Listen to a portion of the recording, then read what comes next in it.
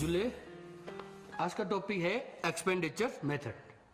तो कल हमने इनकम मेथड किया था, वहां पे हमने ऑपरेटिंग सरप्लस का एस्टिमेशन जो है ना वो रह गया था। पहले हम ऑपरेटिंग सरप्लस को करेंगे, फिर इसके बाद हम इस एक्सपेंडिचर मेथड को शुरू करेंगे, ठीक है। तो सबसे पहले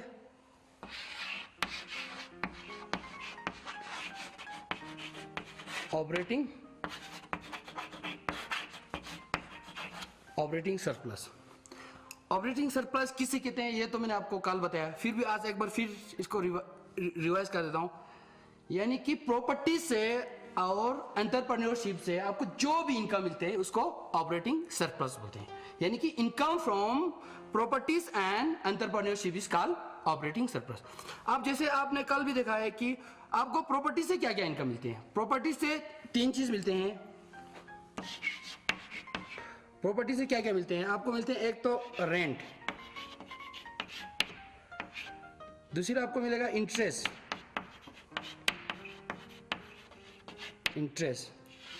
और तीसरा मिलेगा आपको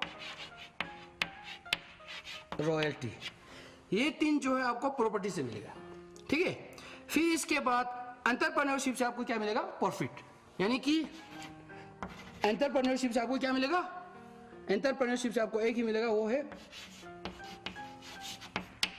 प्रॉफिट मिलेगा, ठीक है। जब हम कैलकुलेशन करते हैं ऑपरेटिंग सरप्लस का तो आपको ये चार चीज जो है ना याद में होना चाहिए। अब ये प्रॉफिट जो है कभी कभी क्या होता है, प्रॉफिट दिया नहीं होता है। प्रॉफिट में फर्दर डिवाइड इनटू 3 पार्ट।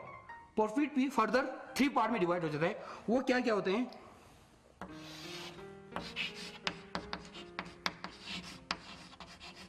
एक होता है डिविडेंड। डिविडेंड किसको मिलते हैं? जो भी कंपनीज होते हैं वहां पे कंपनी में बहुत सारे शेयर होल्डर होते हैं। शेयर होल्डर, जो शेयर होल्डर होते हैं उनको भी प्रॉफिट का एक पार्ट मिलता है, उसको कहा जाता है डिविडेंड, ठीक है। फिर इसके बाद प्रॉफिट का और एक पार्ट होता है, उसको कहा जाता है कॉर्पोरेट टैक्स। कॉर्पोरेट टैक्स मतलब जो प्रॉफिट आता है, प्रॉफिट में भी कुछ ना कुछ टैक्स देना पड़ता है, उसको कहा जाता है कॉर्पोरेट टैक्स। फिर इसके बाद डिविडेंड और कॉर्पोरेट टैक्स को निकालने के बाद जो बचता है उसको बोलता है corporate saving.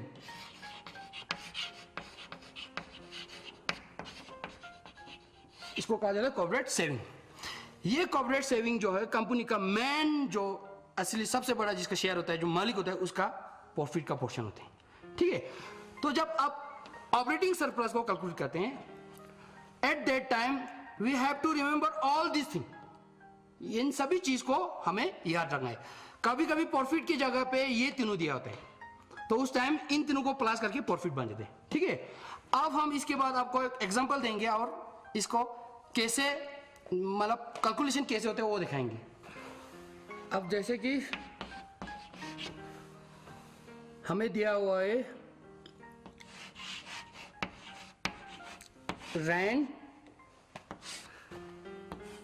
100,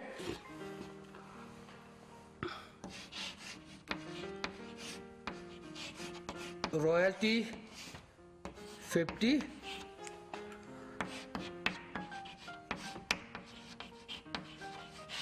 interest 100, depreciation 10,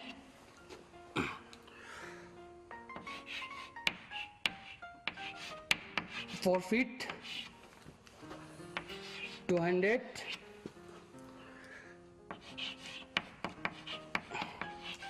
dividend 50, corporate tax 50। हमें ये डाटा गिवन है। अब आपको बोलता है कि find out the operating surplus. तो ऑपरेटिंग सरप्लस को निकालने के लिए क्या क्या चाहिए? Income from properties and income from entrepreneurship चाहिए, ठीक है। अब यहां पे देखिए रेंट, रॉयल्टी और इंटरेस्ट जो है ना इनकम फ्रॉम प्रॉपर्टीज होते हैं। ये जो डिप्रिसिएशन है ये आपको सिर्फ एग्जामिनर जो है ना कंफ्यूज करने के लिए दिया हुआ है, इसका कोई इंपॉर्टेंट यहां पे यूज नहीं है, ठीक है। अब प्रॉफिट जो है ना एंटरप्रेन्योरशिप का रिवॉर्ड है। अब इसके बाद प्रॉफिट के साथ साथ डिविडेंड भी दिया हुआ है, कॉर्पोरेट टैक्स भी दिया हुआ है। अब इस टाइम आप कंफ्यूज नहीं होना है, क्योंकि यहाँ ये प्रॉफिट का दो पार्ट है, प्रॉफिट में ये सब पहले से इंक्लूड होते हैं, तो आपने इनको इग्नोर करना है, सिर्फ प्रॉफिट को ही इंक्लूड करना है, ठीक है। तो यानी कि operating surplus is equal to rent कितना है 100, रॉयल्टी 50, और इसके बाद क्या आएंगे इंटरेस्ट 100, ये हो गया, ये हो गया। अब इसके बाद है डिप्रिसिएशन, डिप्रिसिएशन तो यहां पे आएंगे नहीं। फिर इसके बाद प्रॉफिट, ठीक है, प्रॉफिट आएंगे, ये दोनों प्रॉफिट का पार्ट है, इसको इंक्लूड करने की कोई जरूरत नहीं है। ये दोनों जो है ना, this two is already include in the profit, okay. इसलिए प्रॉफिट कितना है हमारे पास 200।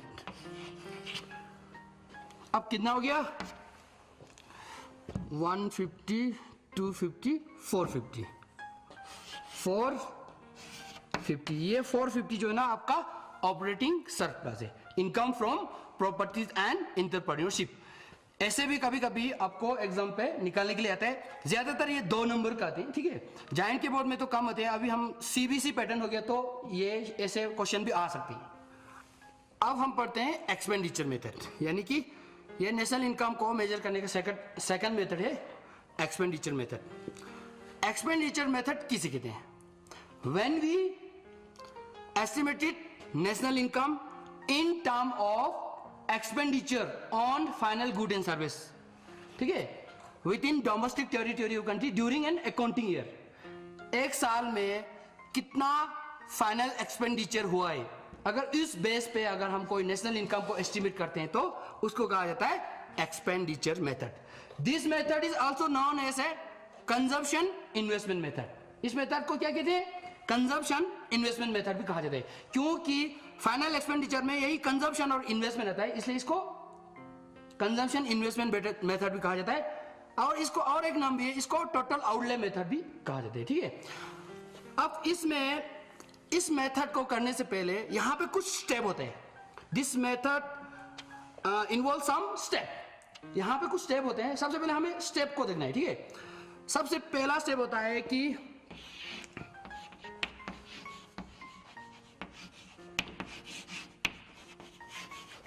Identification of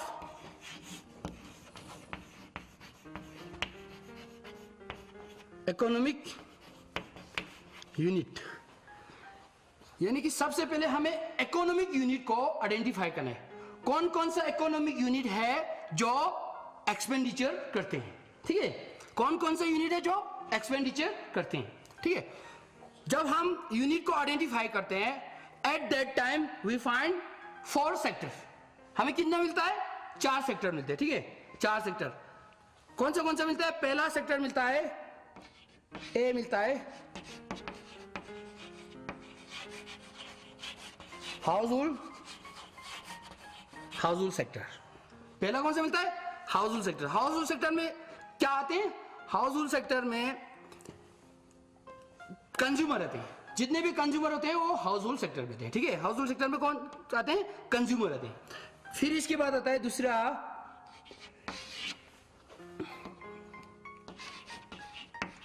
government sector. Government sector में कौन आता है? जो गवर्नमेंट होता है, हमारा स्टेट गवर्नमेंट, सेंट्रल गवर्नमेंट, जो भी वो गवर्नमेंट सेक्टर में थे, ठीक है। फिर इसके बाद तीसरा आता है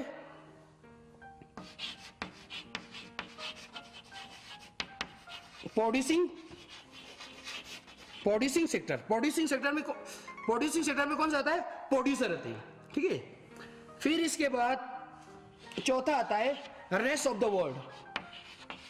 रेस्ट ऑफ द वर्ल्ड में अपने देश को छोड़ के बाकी जितने भी कंट्री है वो रेस्ट ऑफ द वर्ल्ड आ जाते हैं। जब हम इकोनॉमिक यूनिट जो एक्सपेंडिचर करते हैं, फाइनल एक्सपेंडिचर करते हैं, उसको आइडेंटिफाई करते हैं, तो हमें ये 4 सेक्टर मिलते हैं जो फाइनल एक्सपेंडिचर करते हैं, ठीक है। अब इसके बाद होते हैं नेक्स्ट होते हैं दूसरा स्टेप होते हैं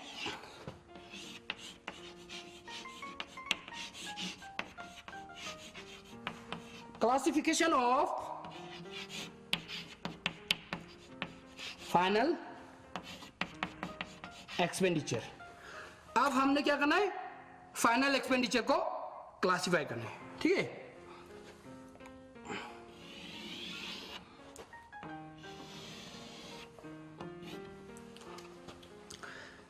यानी कि ये 4 सेक्टर जो है वो फाइनल एक्सपेंडिचर करते हैं। अब फाइनल एक्सपेंडिचर किस किस तरह का होता है उसको हम क्लासिफाई कर रहे हैं।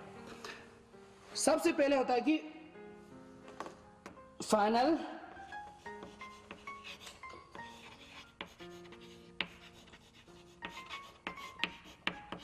Consumption expenditure. क्या होता है, फाइनल कंजप्शन एक्सपेंडिचर। दूसरा होता है ग्रॉस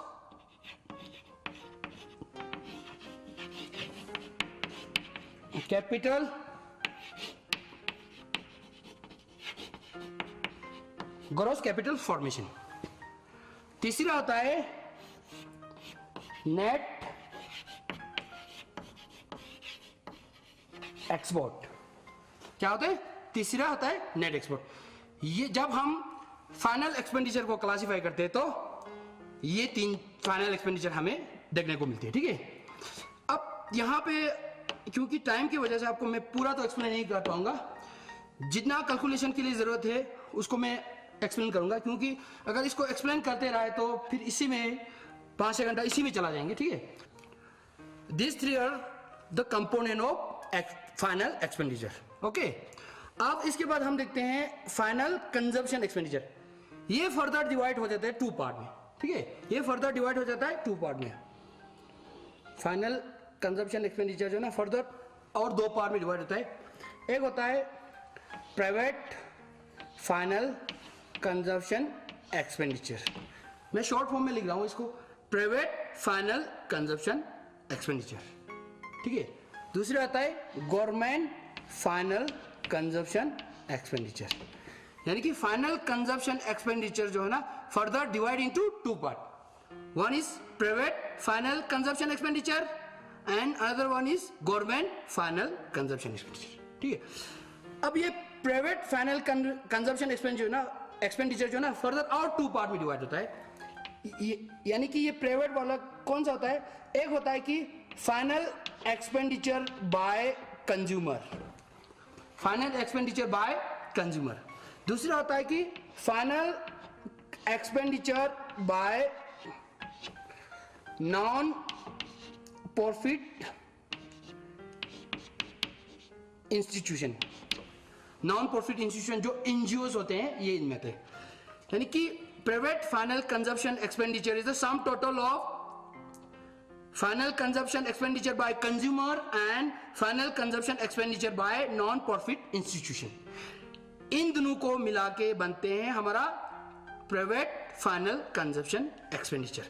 अब ये दोनों फाइनल कंजप्शन एक्सपेंडिचर क्या क्या करते हैं, चाहे कंज्यूमर हो चाहे नॉन प्रॉफिट इंस्टीट्यूशन हो, ये दोनों प्राइवेट फाइनल कंजप्शन एक्सपेंडिचर क्या करते हैं। नेशनल इनकम में हम जब भी नेशनल इनकम को एस्टिमेट करते हैं तो सिर्फ value of final good and service को ही इंक्लूड करते हैं। यानी कि बहुत सारे गुड्स होते हैं, इंटरमीडिएट गुड्स होते हैं, बहुत सारे गुड्स होते हैं, बाकी गुड्स का वैल्यू को नेशनल इनकम में इंक्लूड नहीं करना है, हमें सिर्फ फाइनल गुड का करना है। फाइनल गुड किसे कहते हैं, फाइनल गुड उस गुड को कहते हैं जो प्रोडक्शन बाउंड्री को क्रॉस करके आता है, जो कंज्यूमर के लिए फाइनल यूज के लिए तैयार हो कहते हैं, ठीक है, उसी को फाइनल गुड कहते हैं। उसी फाइनल गुड को ही नेशनल इनकम में इंक्लूड किया जाता है। तो कंज्यूमर और नॉन प्रॉफिट इंस्टीट्यूशन जो है फाइनल कंजप्शन किस किस पे करते हैं, ये दोनों करता है ड्यूरेबल और नॉन ड्यूरेबल गुड्स में final expenditure on durable and non durable goods एक। दूसरा final consumption expenditure on service भी करते हैं, ठीक है, ये इनका फाइनल एक्सपेंडिचर होते हैं। अब इसके बाद गवर्नमेंट फाइनल कंजप्शन एक्सपेंडिचर।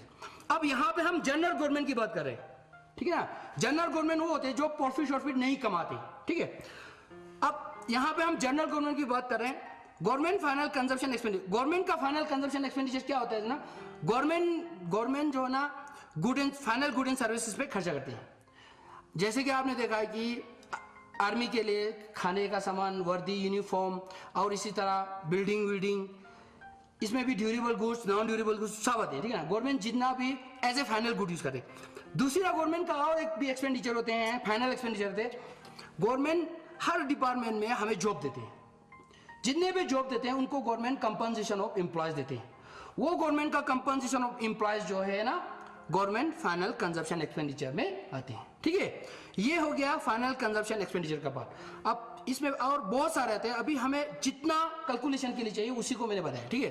फिर इसके बाद अब ये तो कोई बात नहीं, इसको तो हमने जो फाइनल एक्सपेंडिचर है उसी को इंक्लूड करना है। अब सबसे ज्यादा बच्चों को कंफ्यूजन होता है या इसमें या इसमें, जब कैलकुलेशन करते हैं ग्रॉस कैपिटल फॉर्मेशन और नेट एक्सपोर्ट में बच्चे धोखा खा जाते हैं, ठीक है। आप देखिए gross capital formation, gross capital formation further और 2 पार्ट में डिवाइड होता है, किसी किसी बुक में 3 पार्ट में डिवाइड होता है। अब अभी हम 2 पार्ट में करेंगे, 12 लेवल पे 2 पार्ट ही है। तो यहां पे क्या क्या होते हैं,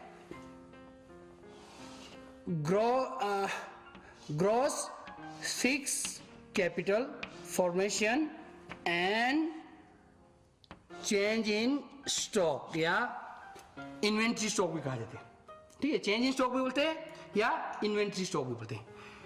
यानी कि ग्रॉस कैपिटल फॉर्मेशन क्या होते हैं, gross capital formation further 2 part में डिवाइड होता है, gross fix capital formation and change in stock. अब लोग सोच रहे हैं कि ग्रॉस कैपिटल फॉर्मेशन क्या है, what is mean by gross capital formation.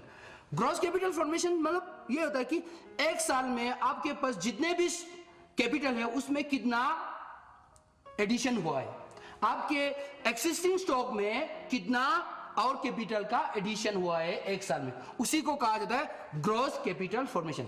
अब ग्रॉस कैपिटल फॉर्मेशन 2 पार्ट में बात, gross fix capital formation and change stock. Fix capital formation मतलब फिक्स कैपिटल कौन सा होता है, जैसे कि आपके पास कुछ बिल्डिंग होगा या मशीनरी होगा, वो फिक्स होते हैं, उसका वैल्यू ज्यादा होता है। जिस चीज का वैल्यू ज्यादा आता है, जिसको हम एकदम चेंज नहीं करता है, उसको फिक्स कैपिटल कहा जाता है, ठीक है। तो ये हो गया ग्रॉस कैपिटल फॉर्मेशन के बारे में, ठीक है। अब यहां पे फिर इसके बाद हम करते हैं नेट एक्सपोर्ट। नेट एक्सपोर्ट क्या होता है, different between export and import. Different between क्या होता है, नेट एक्सपोर्ट क्या होता है, different between export and import is called net export कहा जाता है। यानी कि जितना हम वहां पे एक्सपोर्ट करते हैं और वहां से जितना हम इंपोर्ट करते हैं, इन दोनों के डिफरेंस को कहा जाएगा नेट एक्सपोर्ट। अब यहां तक हो गया इसका, यानी कि एक्सपेंडिचर मेथड का कंपोनेंट, ओके। अब यहां पे देखिए क्या होता है, असली हम जब final consumption expenditure plus gross fix capital formation plus net export कर देते, तो ये तीनों अगर इन तीनों को प्लस करेगा तो हमें मिल जाएंगे gross domestic product at market price मिल जाता है, ठीक है ना। अब ये याद रखिए, ये मैंने क्यों लिखा, क्योंकि यहां पे अब कभी कभी कंफ्यूजन हो जाते हैं, इसलिए लिखा। अगर इन तीनों को आप जब प्लस करेंगे तो आपको ये मिल जाएंगे, ठीक है। अब कभी कभी क्या होता है कि हमें यहां पे ग्रॉस फिक्स कैपिटल, कभी कभी हमें ऐसे भी देता है नेट कैपिटल फॉर्मेशन। अब ये ग्रॉस में है, ये नेट में है, ठीक है। अब ये ग्रॉस में है, नेट कैपिटल फॉर्मेशन दिए होते हैं। अब नेट और ग्रॉस में तो बहुत फर्क है। आप लोगों को पहले मैंने इनकम मेथड में बताया था, जब इनकम मेथड को एक्सप्लेन करा था उस समय मैंने बहुत सारे कॉन्सेप्ट को एक्सप्लेन किया था जो नेशनल इनकम में यूज होते हैं। उसमें एक था डिप्रिसिएशन, जिसको हम बोलते हैं कंजप्शन ऑफ फिक्स कैपिटल भी बोलता है, रिप्लेसमेंट भी कॉस्ट भी बोलते हैं, और एक्सपेक्टेड ऑब्सोलेंसेस भी बोलते हैं, ठीक है। वही चीज यहां पे नहीं है, नेट कैपिटल फॉर्मेशन में डिप्रिसिएशन नहीं है। जब डिप्रिसिएशन नहीं है तो अब बेसिकली बोलेंगे final consumption expenditure plus net capital formation plus net export. तो उस टाइम हमें क्या आएंगे, जैसे कि यहां पे मैं साइड में कर देता हूं, final consumption expenditure plus net consumption expenditure plus net capital formation plus net export. अब ये जब इन तीनों को हम प्लस करते हैं, when we sum up this three, at that time we get net domestic product at market price. यहां पे मिल रहा है gross domestic product at market price, यहां पे मिल रहा है net domestic product at market price. अब आप लोगों को जब आप लोग कैलकुलेशन करते हैं तो आप लोग धोखा कैसे करते हैं, इसको ध्यान से नहीं देखते। ज्यादातर बुक में यही 3 दिया होता है, final consumption expenditure, gross capital formation, यहां नेट कैपिटल फॉर्मेशन मेंशन नहीं होगा, gross capital formation and net export. आप लोग बिना देखे सीधा ये ग्रॉस कैपिटल फॉर्मेशन है सोच के कर लेता है, तो जब करके आप लोग सम अप कर लेते हैं तो at that time you get this one, not this. Okay, जब ये मिलेगा तो इससे क्या होगा, इससे आपका गड़बड़ खा जाएगा। असली में आपके पास है नेट कैपिटल फॉर्मेशन है, नेट कैपिटल फॉर्मेशन है तो at that time we get net domestic product at market price. इसलिए आपने हमेशा जब भी एक्सपेंडिचर मेथड आएगा सबसे पहले इसी को देखना है कि ये ग्रॉस में है कि नेट में। अगर ग्रॉस में होगा तो आपको ग्रॉस में ही आएगा, ग्रॉस डोमेस्टिक आएगा। अगर नेट में होगा तो यहां पे नेट आएगा। ठीक है, अब हम इसका थोड़ा सा चार्ट जैसा छोटा सा बना देते हैं। जैसे fix final consumption expenditure plus gross capital formation plus net export, जब हम इन तीनों को प्लस कर देता है तो at that time we got क्या मिलते हैं, gross domestic product at market price. ठीक है, क्या मिलते हैं, gross domestic product at market price. अब हम इसको चेंज कैसे होते हैं वो पहले कर लेते हैं। ठीक है, अगर यहां पे मैनेज कर देंगे डिप्रिसिएशन, डेट को माइनस कर देंगे, डेट माइनस करने से क्या चेंज हो जाएगा, ये वाला चेंज हो जाएगा, ये नेट पे चला जाएंगे कि नहीं, ये नेट पे, ये बनेगा नेट, बाकी एज इट इज आएगा net domestic product at market price बन जाएगा इक्वल टू। ठीक है, ये बन गया हमारा इतना। आप देखिए हमने इसको चेंज करके नेट बना दिया। अब डोमेस्टिक को बनाएंगे नेशनल, डोमेस्टिक को क्या बनाएंगे, नेशनल में। डोमेस्टिक को नेशनल में जाने के लिए क्या करना पड़ेगा, we have to add net factor income from abroad. Net factor income from abroad अगर इसमें प्लस कर देंगे तो ये जो डोमेस्टिक है ये कहां जाएंगे, नेशनल में चेंज है, net national product at market price.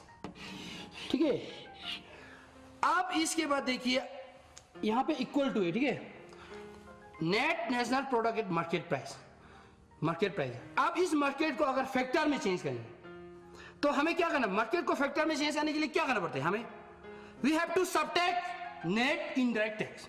Net indirect tax को हमें यहां से सबट्रैक्ट करना पड़ेगा, माइनस नेट इनडायरेक्ट टैक्स। अब नेट इनडायरेक्ट टैक्स को जब हम सबट्रैक्ट करते हैं तो ये बनता है हमारा net national product at factor cost. जब net national product at factor cost आता है तो इसी को नेशनल इनकम कहा जाता है, इसी को नेशनल इनकम कहा जाता है। असली नेशनल इनकम यही होते हैं, बाकी नेशनल इनकम का रिलेटेड एग्रीगेट होते हैं। क्या होते हैं, रिलेटेड एग्रीगेट। बाकी जितने भी एग्रीगेट है इससे पूरे इकोनॉमी को शो नहीं करते, ठीक तरह से इकोनॉमी को शो नहीं करते। इकोनॉमी को असली शो करने वाला यही है, net national product at factor cost, and this one is also known as a national income. ठीक है, ये नेशनल इनकम होते हैं। अब हम ये सब करने के बाद we can calculate the national income. अब कैलकुलेशन करने से पहले मैं आपको थोड़ा इसके बारे में थोड़ा और बताऊंगा। ठीक है, ग्रॉस कैपिटल फॉर्मेशन और net export. Gross capital formation में एक तो ये मैंने दिखाया आपको, ठीक है, और यहाँ पे और एक भी होता है, मैं यहाँ पे ले जाके आपको, कभी कभी क्या होता है यहाँ पे नेट